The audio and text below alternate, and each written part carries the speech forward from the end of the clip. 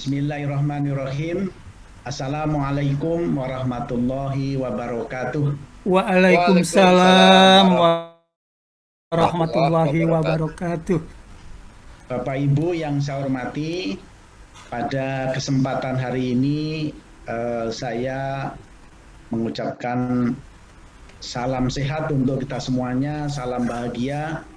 Mudah-mudahan kita semua dalam lindungan Allah dan COVID-19 segera berakhir. Amin. Pada pertemuan hari ini izinkan saya menyampaikan paparan saya. Saya izin share screen saya.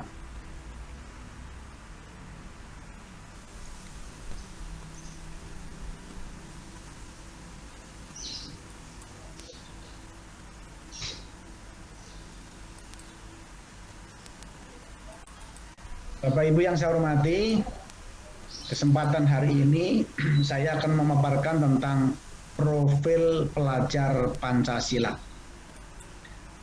Nah, kegiatan kita yang pertama, mari sama-sama kita buka kegiatan ini dengan membaca doa menurut agama dan keyakinan masing-masing.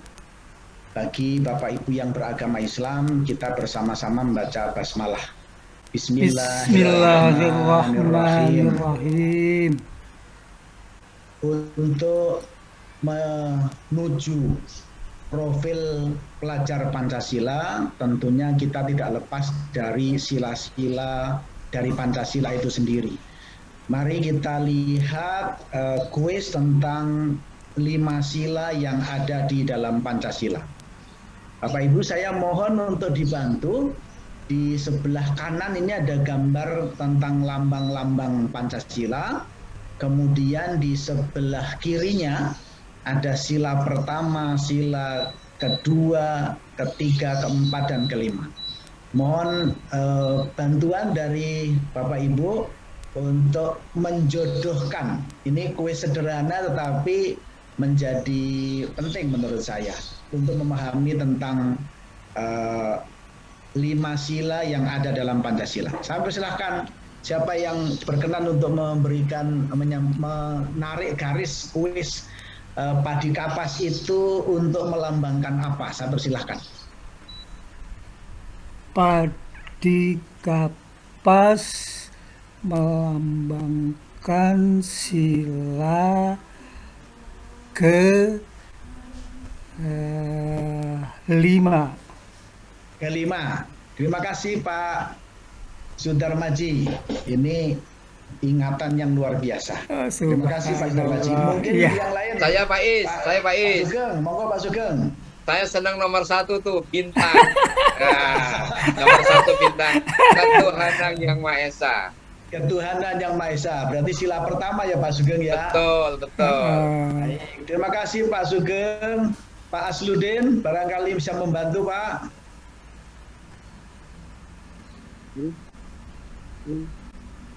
Sila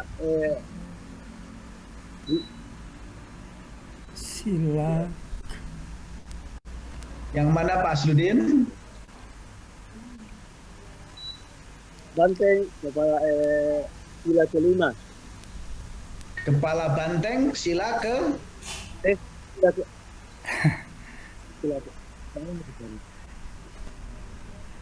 Pak Asludin. Tadi sila kelima sudah itu Pak oleh Pak Darmaji Pak. Kalau kepala itu kan berarti ada pemimpin ya. Harus ada yang memimpin dalam satu musyawarah gitu kira-kira ya. Kira-kira boleh nggak saya tambahin membantu Pak Is? Boleh Pak Sugeng, silakan Pak Sugeng. Kemanusiaan yang adil dan beradab itu pas nomor 2, rantai emas. Rantai emas, alhamdulillah. Mas Sugeng terima kasih. Tapi Pak Asludin saya pengen mendengar suaranya gitu. Pak Asludin, tadi kepala banteng itu sila keberapa Pak? Pak Asludin? Sila keempat. Sila keempat. Terima kasih Pak Asludin. Ya. Satu lagi Pak Darmaji. yang terakhir pohon beringin. Pohon beringin sila ketiga. Alhamdulillah. Subhanallah. Jadi ini tercerahkan semuanya. Kita generasi tua ini tentang Pancasila insya Allah nggak diragukan lagi. Terima kasih Baik Bapak Siap. Ibu, ini kita akan melanjutkan kegiatan hari ini. Selamat datang. Ini tujuannya memahami belajar sepanjang hayat. Yang pertama, pengawas memahami pentingnya peran pengawas sebagai fasilitator dalam proses memiliki kompetensi global dan mewujudkan profil pelajar Pancasila. Pengawas sekolah memahami pentingnya pendampingan kepala sekolah untuk mewujudkan profil pelajar Pancasila. Pak Sugeng, Pak Darmaji, Pak Asdudin, fokus kita pada pertemuan hari ini adalah tentang profil pelajar Pancasila. Lalu agenda kita tanya jawab, pemaparan konsep, diskusi dan umpan balik, lalu rencana aksi nyata. Ini yang akan kita lewati dalam kurun waktu kurang lebih 20 menit. Bapak Ibu semuanya, kesepakatan bersama kita adalah menghargai sesama peserta dan fasilitator. Satu bicara, semua mendengarkan, tepat waktu, alhamdulillah teman-teman hadir tepat waktu, kemudian berpartisipasi aktif, fokus pada sesi belajar. Ini kesepakatan kita, bukan peraturan tapi kesepakatan kita. Bapak Ibu, kita sudah sering mendengar tentang profil pelajar Pancasila. Ada 3 kata kunci. Pak Sugeng, Pak Sudarmaji, barangkali Pak Asdudin bisa membantu ya, satu-satu pas ini. 3 kata kunci profil pelajar Pancasila. Tadi di tujuan itu sudah kita bahas bersama itu, Pak. Apa saja kira-kira itu yang pertama? Yang pertama mohon izin. Monggo Pak Sugeng, Pak Darmaji. Beriman dan bertakwa kepada Tuhan Yang Maha Esa. Ya, 3 kata kunci itu bagus. Terima kasih Pak Darmaji. Mungkin Mas Sugeng bisa membantu. Saya coba berpikir kritis. Berpikir kritis. Nanti masuk di dalam belajar sepanjang hayat. Jadi ketika kita kembali kepada tujuan, yang pertama memahami belajar sepanjang hayat, kemudian memiliki kompetensi global dan mewujudkan profil pelajar Pancasila. Kira-kira kata kuncinya, 3 kata kunci itu apa ya kira-kira ya?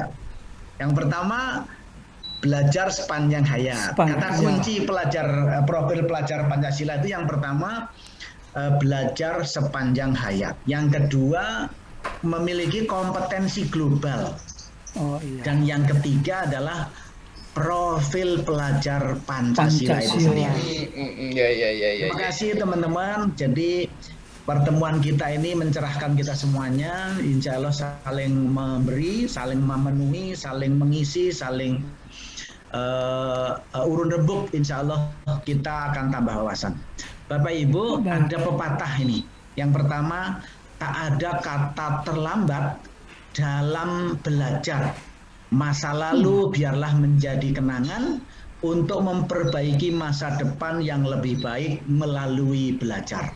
Kata kunci belajar ini menjadi penting untuk kita semua. Kemudian belajar sepanjang ayat itu, mari kita pahami bersama-sama. Belajar sepanjang hayat suatu konsep belajar terus-menerus, kata kuncinya terus-menerus berkesinambungan, continuing learning dari buayan sampai akhir hayat, dari buayan sejak lahir sampai akhir hayat. Kenapa? Karena sejalan dengan fase-fase perkembangan manusia. Oleh karena itu setiap fase masing-masing individu harus dilalui melalui belajar. Tugas-tugas perkembangan dipenuhi, maka belajar itu dimulai dari anak-anak sampai dewasa bahkan tua. Kata Pak Sudarmaji, kita sampai dengan ajal menjemput pun masih belajar dengan mengucapkan la ilaha illallah. Kira-kira begitu loh, tidak salah ya Pak Ustaz Sudarmaji ya. Gitu ya, Pak.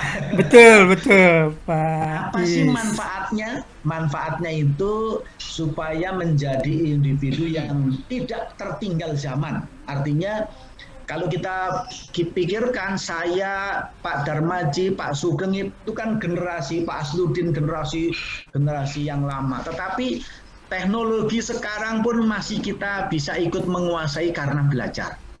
Yang kedua, manfaatnya menambah pengetahuan, tidak menjadi individu yang terasing dari generasi di bawahnya, menjadi individu yang berwawasan luas, mampu beradaptasi dengan perubahan, dan memberikan sumbangan pengetahuan kepada lingkungan masyarakat kita. Itu manfaatnya. Baik, Bapak Ibu, satu poin sudah kita pelajari bersama. Ini kita refleksikan mengapa belajar sepanjang ayat itu dianggap penting. Yang pertama itu. Mungkin Pak Asduddin mau menjawab, atau Pak Darmaji atau Pak Sugeng, monggo Pak. Saya Pak Is. Monggo Pak Sugeng. Baik.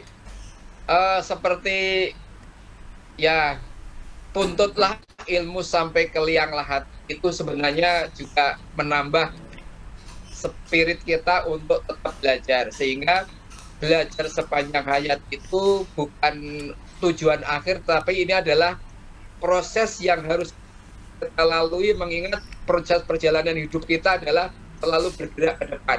Kira-kira seperti itu. Terima kasih Pak Sugeng, luar biasa jawabannya. Yang kedua, belajar sepanjang hayat itu dimulai dari kapan dan kapan akan berakhir? Ya, ini pertanyaan sepele tapi. Monggo, siapa Pak? Mungkin saya. Sebelum saya menjawab ke belajar sepanjang hayat itu dimulai dari kapan dan kapan, saya tertarik dengan slide yang sebelumnya Bapak Is tadi. Itu kalau boleh tambahkan dengan satu kalimat, genggamlah dunia dengan ilmu. Iya. Nah itu kalau ini, nanti baru keterkaitan dengan belajar sepanjang hayat itu dimulai dari kapan dan sampai kapan, dengan tujuan tadi kita untuk menggenggam dunia. Belajar yang dimaksudkan di pertanyaan ini adalah belajar mulai dari buayan ibu sampai pada saatnya kita tutup mata, masuk ke liang lahat. Nah ini yang dikatakan dengan belajar sepanjang hayat. Mungkin itu Bapak Is. Terima kasih Pak Darmaji, luar biasa. Ini memberikan motivasi kepada kita semuanya, baik yang muda maupun yang sudah dewasa, itu belajar itu harus dilalui, dan memang belajar itu harus sepanjang hayat, sampai yang disampaikan Pak Darmaji tadi, sampai kita akan masuk ke liang lahat. Ketika maut menjemput kita pun kita masih belajar dengan mengucap la ilaha illallah. Yang terakhir, manfaat belajar sepanjang hayat. Tadi di depan sudah saya sampaikan ada beberapa manfaat. Barangkali salah satu saja Pak Sugeng bisa menjawab itu. Yang mana Pak Is? Yang apa manfaat belajar sepanjang hayat? Satu saja Pak. Baik. Yang jelas kalau saya harus belajar sepanjang hayat, karena apa? Karena kita hidup dalam proses perjuangan lingkungan yang berkembang, kita juga harus ikut berkembang. Jadi kita tidak boleh berhenti, karena harus mengikuti perkembangan itu, Pak. Terima kasih Pak Sugeng, luar biasa jawabannya, inspiratif itu namanya. Baik, kita akan masuk ke materi kedua, yaitu pokok pembelajaran kita, berkompetensi global. Ketika internet mulai berkembang menjadi alat pencari informasi, dunia mengalami perubahan besar. Internet menjadi akses informasi demikian terbuka dan tersebar di seluruh dunia. Dalam perkembangannya, internet menjadi alat komunikasi dan juga alat pencari informasi. Ini pengantar saya. Selanjutnya, kompetensi global itu menurut Baswedan ada 4. Yang pertama, keterampilan kelas dunia. Kemudian memiliki akar keindonesiaan yang kuat. Ini penting. Kemudian yang ketiga, menghargai keberagaman. Dan yang keempat, keterampilan berkomunikasi. Selanjutnya, kalau kita kaitkan dengan keterampilan abad 21, ada 4C. critical thinking and problem solving, creativity, communication skill, dan ability to work kolaboratif. Jadi berpikir kritis dan menyelesaikan masalah, kreativitas, kemampuan berkomunikasi, dan kemampuan untuk bekerja sama. 4C, keterampilan abad 21 4C dengan kompetensi global yang diberikan oleh Baswedan, ini ternyata saling mendukung, saling mengisi, tidak ada yang bertentangan. Bapak Ibu, kita selami lagi pengetahuan kita. Apa penting bagi kita untuk menguasai kompetensi global atau keterampilan abad 21? Kira-kira apa penting? Penting nggak menurut saya? Menurut Bapak Ibu semuanya penting nggak kita menguasai keterampilan abad 21? Penting, Pak. Penting ya Pak Asdudin ya, Alhamdulillah. Terima kasih Pak Asdudin. Termasuk ini kegiatan kita ini kan karena kompetensi global keterampilan abad 21 yang harus kita miliki gitu ya Pak ya. Jadi sangat penting. Kira-kira rencana Bapak Ibu untuk dilakukan kepada kepala sekolah dan guru di sekolah penggerak itu apa untuk meningkatkan keterampilan abad 21 itu? Boleh Pak Is? Pak Sugeng, monggo Pak Sugeng. Yang jelas penting betul menguasai keterampilan abad 21 karena apa? Karena bagaimanapun kita sebagai orang yang ada di lingkungan dunia pendidikan itu menjadi dapur dalam tanda petik bagaimana menyiapkan generasi ke depan. Generasi depan yang kita pun tidak tahu. Bayangkan Pak, generasi depan yang kita tidak tahu tapi kita menyiapkan. Tentu saja kita menyiapkan segala-gala yang terkait dengan kemajuan alam masa ke depan. Kira-kira seperti itu. Terima kasih Pak Sugeng, jawabannya yang luar biasa. Yang berikutnya profil pelajar Pancasila. Kita tahu ada 6 kata dimensi profil pelajar Pancasila ini dalam bentuk grafik. Kemudian penjelasannya sebagai berikut. Yang pertama, beriman bertakwa pada Tuhan Yang Maha Esa dan berakhlak mulia. Yang kedua, berkebinekaan global. Yang ketiga, mandiri, gotong royong, bernalar kritis, dan kreatif. Artinya kompetensi global dengan dimensi profil pelajar Pancasila itu tidak ada yang bertentangan.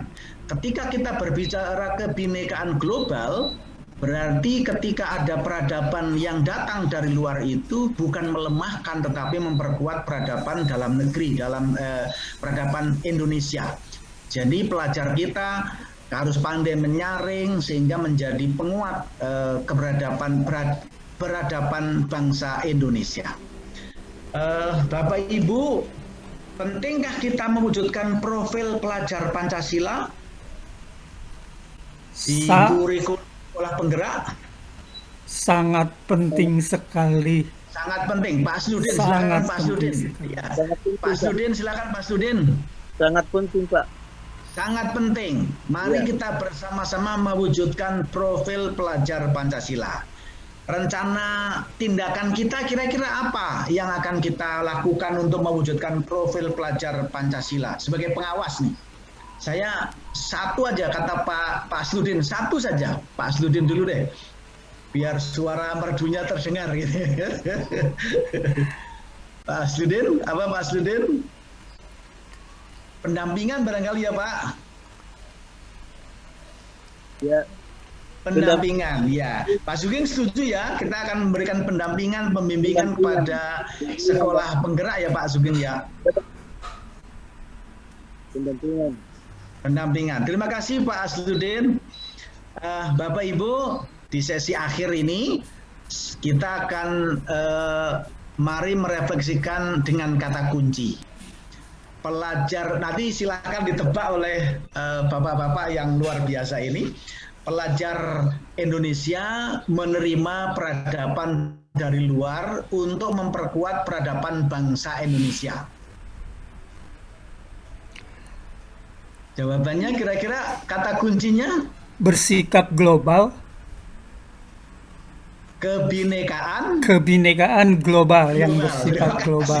Terima kasih Pak Darmaji. Siap. Guru diberi kesempatan menyusun pembelajaran sesuai dengan kebutuhan peserta didik, karakteristik, kondisi sosial budaya satuan pendidikan masing-masing. Kira-kira kata kuncinya apa ini? Pak Sugeng atau Pak Asludin? Tadi ada di keterampilan abad 21 itu ya. Saya kok agak ragu nih. Pak Asluddin dulu ya. Asludin boleh. Apa Pak? Diberi kesempatan untuk menyusun. Jadi guru kita dimerdekakan. Berarti pendidikan yang memerdekakan. Kalau diberi kesempatan menyusun sendiri dengan pikirannya sendiri, kira-kira apa itu masuk di keterampilan abad 21-nya apa kira? Kreativitas. Iya, terima kasih Pak. Kreativitas ya. Beriman, bertakwa pada Tuhan Yang Maha Esa, berakhlak mulia, kebinekaan global, mandiri, gotong royong, berpikir kritis dan kreatif. Apa ini kata kuncinya nih? Pelajar Pancasila. Satu lagi satu kata depannya. Satu lagi Pak Darmaji. Profil. Profil. Terima kasih luar biasa. Bapak Ibu, itu yang saya sampaikan. Mudah-mudahan kebersamaan kita ini saling melengkapi dan saling mencerahkan. Kurang lebihnya mohon maaf, saya akhiri. Billahi taufik wal hidayah. Wassalamualaikum warahmatullahi wabarakatuh.